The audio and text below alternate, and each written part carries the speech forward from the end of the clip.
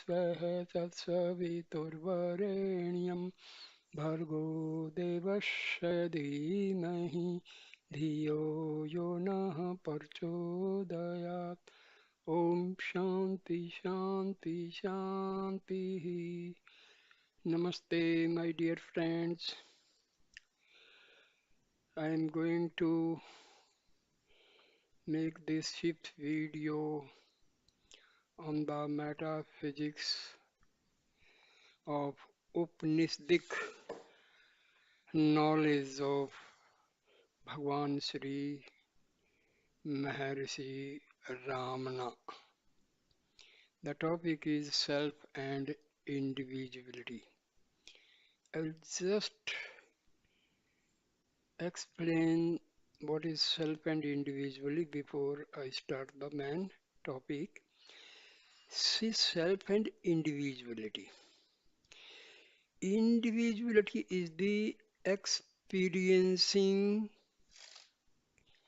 self, that is Jiva.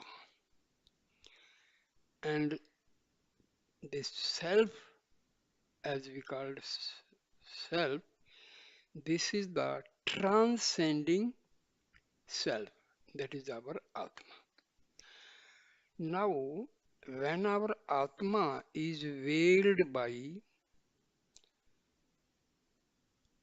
mind, ego, Maya,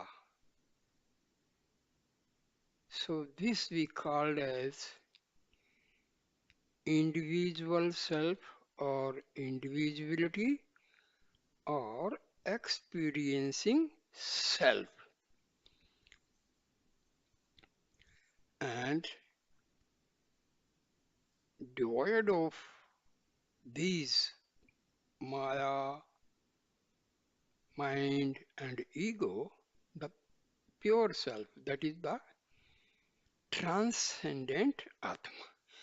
But in reality, both are connected to Brahma. Brahma is the fundamental reality, pure existence, and pure consciousness and pure bliss. So both experiencing self and the transcendent self, both are the part of Brahma. So this we have to keep in mind and try to understand what is the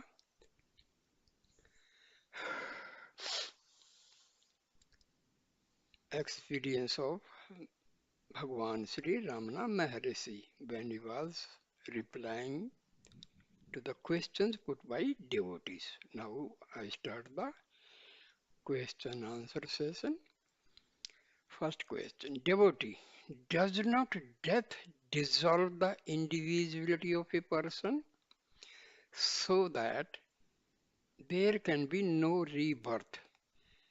Just as the rivers discharged into the ocean lose their individuality. See, there are subtle impress, subtle sanskaras, what we call them as vasanas.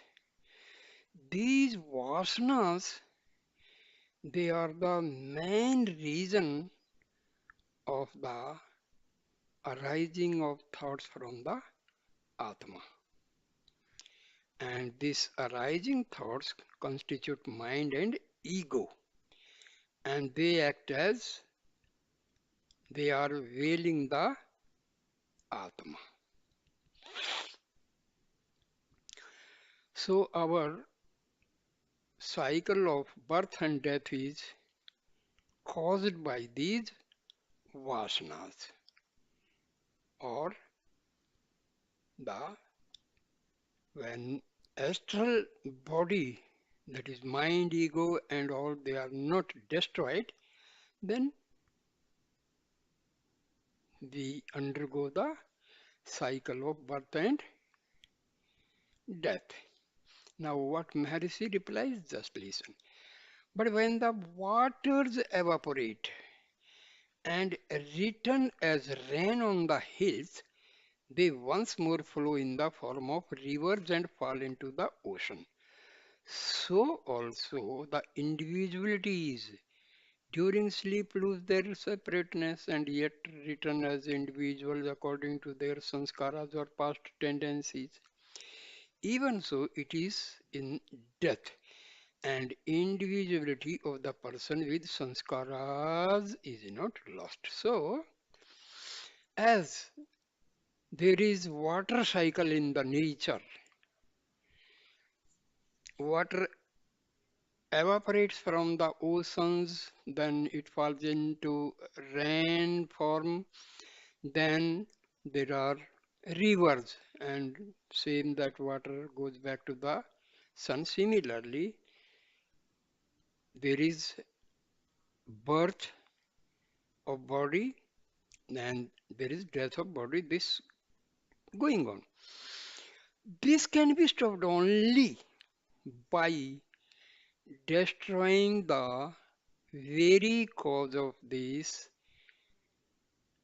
death and birth cycle, and that is destroying by ego, mind, and subtle impressions, or we call as vasanas.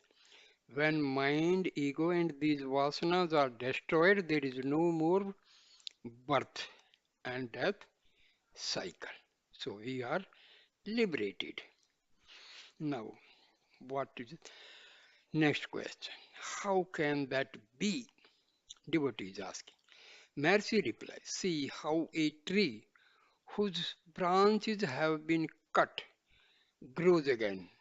Why it grows? Because roots are still there intact.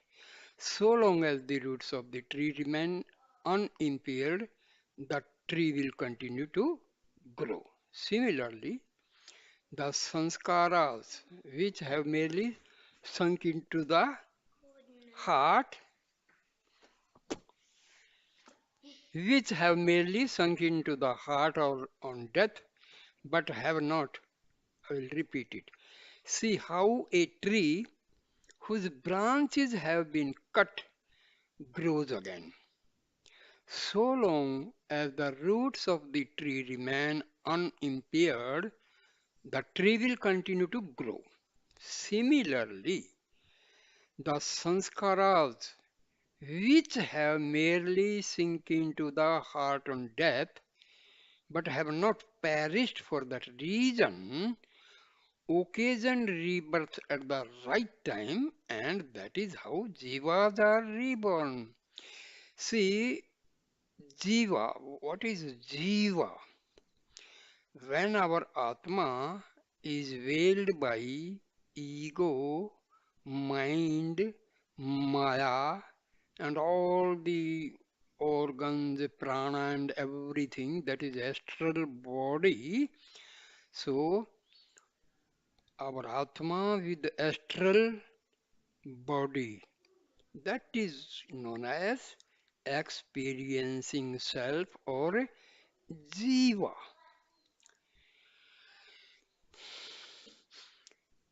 See, we are not able to understand these things. We do not really know what is jiva, what is individuality, what is maya, what is ego, what is mind. That is the problem.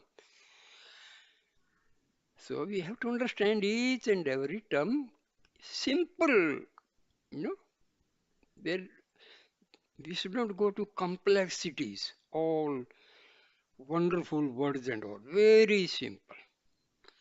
Atma veiled by astral body. Simple. That is Jiva. Atma remains in the body with the help of prana and all. So we call it as Jiva. Now, devotee puts the question, how could the innumerable Jivas and the wide universe whose existence is correlative that of the jivas, sprout from such subtle sanskaras sunk in the heart. Maharshi, just as the big banyan tree sprouts from a tiny seed, so do the jivas and the whole universe with name and form sprout from the subtle sanskaras. These are the vasanas, full of desires. Until unless vasanas and these desires are destroyed, we will continue taking birth, undergoing death, and all this cycle. Now, devotee puts another question. How does individuality emanate from the absolute self and how is its return made possible? Now, individuality, that is jiva, atma, having covering of mind, organs, ego, vasanas, and maya. Absolute self, that is the pure atma or pure brahma. So, what answer Maharshi gives?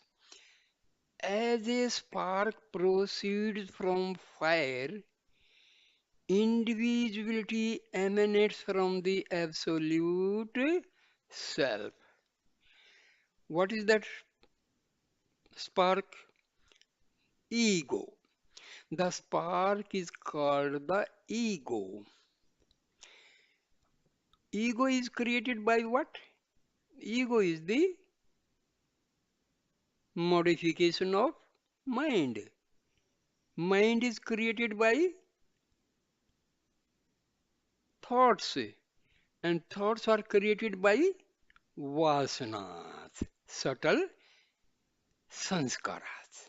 So this is a simple thing. Just you have to keep in mind. In the case of the ajnani, the ego identifies itself with some object simultaneously with itself because ego cannot remain without object. It cannot remain without such association with objects. This association is due to ajnana, whose destruction is the objective of one's efforts. We undergo various sadhanas. Our main aim is to destroy these ajnana, that is ignorance. If this tendency to identify itself with objects is destroyed, the ego becomes pure and then it also merges into its source. What is the source of ego? Atma. The false identification of oneself with the body is Deh Atma Buddhi or I am the body idea. This must go before good results can follow. I am the body idea, that is called self I. This is the basic thought. Rest of all other thoughts follow. Devotee, how am I to eradicate it? Maharshi reply, you exist in Susupti. Susupti means sound sleep. Susupti without being associated with the body and the mind. Because during sound sleep, we are not aware of body and mind. But in the other two states, that is the awakening and dreaming state, you are associated with them. If you were one with the body, how could you exist without the body in Susupti? You can separate yourself from what is external to you, but not from that which is one with you. Hence, the ego cannot be one with the body. This must be realized in the waking state. The three states are studied in order to gain the knowledge. Devotee, how can the ego, which is confined to two of the states, endeavor to realize that which comprises all the three states? Maharshi replied, the ego in its purity is experienced in the intervals between two states or between two thoughts. The ego is like the worm which leaves one hold only after it catches another. Its true nature is known when it is out of contact with objects or thoughts. You should realize this interval as the abiding, unchangeable reality, your true being, through the conviction gained by the study of the three states, Jagrat, Swapna, and Sushupti. Here, to understand the main point is because ego without an object cannot survive. When there is no object, so ego will be going to merge with the Atma. This is the basic thing here. Devotee, can I not remain in Susupti as long as I like and also be in it at will, just as I am in the waking state? What is the Jnani's experience of these three states? Maharshi replied, Susupti does exist in your waking state also. You are in Susupti even now. That should be consciously entered into and reached in this very waking state. There is no real going in and coming out of it. To be aware of Susupti in Jagrat state is Jagrat Susupti. That means that is the superconscious state of our mind. That means ego is almost merges with the Atma. And this is nothing, and there is no arising of thoughts from the Atma. So this is nothing but this is Samadhi, superconscious state. The Ajnani cannot remain long in Susupti because he is forced by his nature to emerge from it. His ego is not dead and it will rise again and again. But the Jnani crushes the ego at its source. It may seem to emerge at times in his case also if impelled by prarabdha. That is in the case of the Jnani also.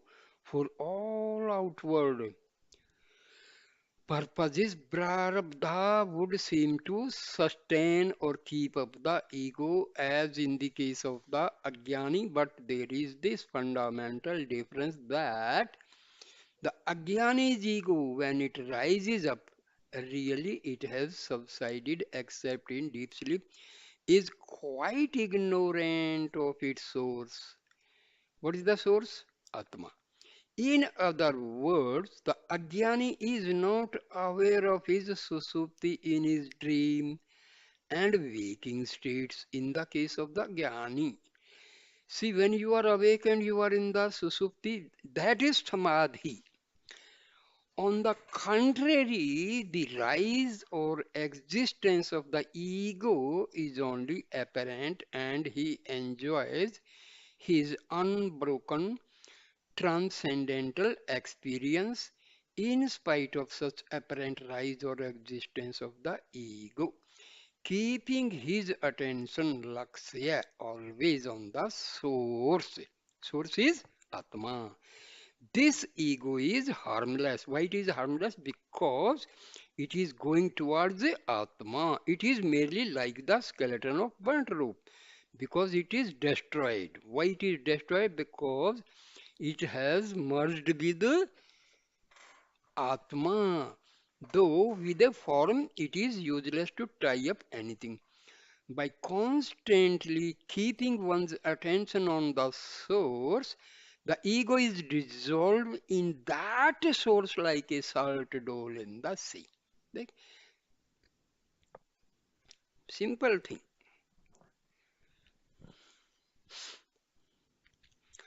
Devotee, what is the significance of the crucifixion? Very good question. Maharshi, the body is the cross. Jesus, the Son of Man, is the ego, or I am the body idea.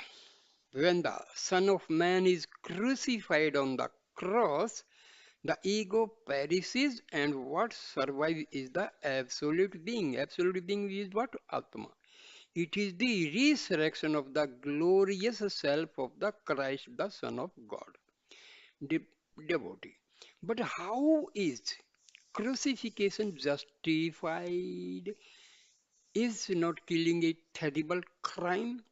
Mercy replies, everyone is committing suicide. The eternal, blissful, natural state has been smothered by this ignorant life. In this way, the present life is due to the killing of the eternal positive existence. Is it not really a case of suicide? So why worry about killing, etc.? Devotee. Sri Ramakrishna says that Nirvikalpa Samadhi cannot last longer than 21 days if persisted in. The person dies. Is this a fact? But Maharishi replies, when Prarabdha is exhausted, the ego is completely dissolved without leaving any trace behind. This is the final liberation, nirvana. Unless prarabdha is exhausted, the ego will rise up as it may appear to do in the case of Jivan Muktas. Jivan Mukta means while still alive, while his Atma is in the body and he is liberated, he is called a Jivan Mukta.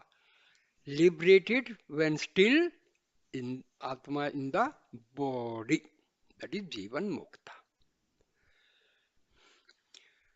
So, dear friends, this is a very, very good. We have to keep in mind the basic, ideas. Uh, We feel as if we are in all sorts of complexities. We are like some sort of whirl of ideas, complex ideas.